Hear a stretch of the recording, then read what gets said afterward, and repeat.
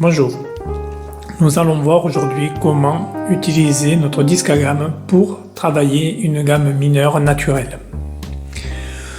Donc nous avons vu précédemment la gamme majeure, donc où on partait ici sur la tonique.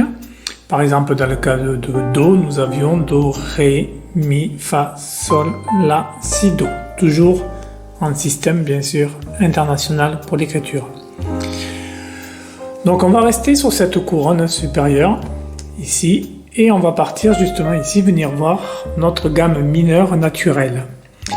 Mais on s'aperçoit que lorsqu'on est en Do majeur, on a Do, Ré, Mi, Fa, Sol, La, Si, Do, mais sous sa relative mineure naturelle sera la gamme du coup de La mineure naturelle. Et on aura comme note La, Si, Do, Ré, Mi, Fa, Sol, La.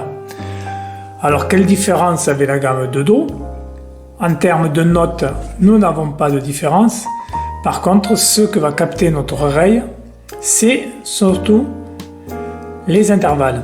C'est-à-dire que dans la gamme majeure, on a un ton, un demi-ton, un ton, un ton, un ton et un demi-ton.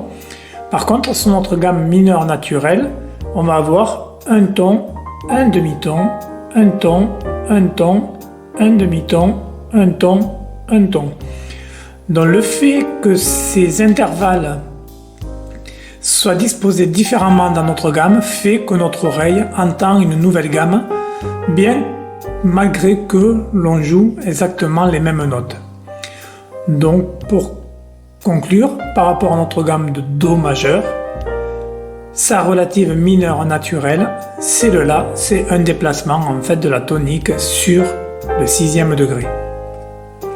Si on veut regarder par exemple une autre gamme, si on veut regarder la gamme de Ré dièse majeur, donc toujours pareil, voire phase bémol. Donc notre gamme c'est Mi bémol majeur et sa relative, donc comme on est dans la sensibilité horaire, on se déplace sur le 6 degrés, ça va être la gamme de Do mineur. Et donc on aura Do, Ré, Mi bémol, Fa, Sol, La bémol, Si bémol, Do. Donc notre gamme de Do mineur naturel comporte 3 bémols.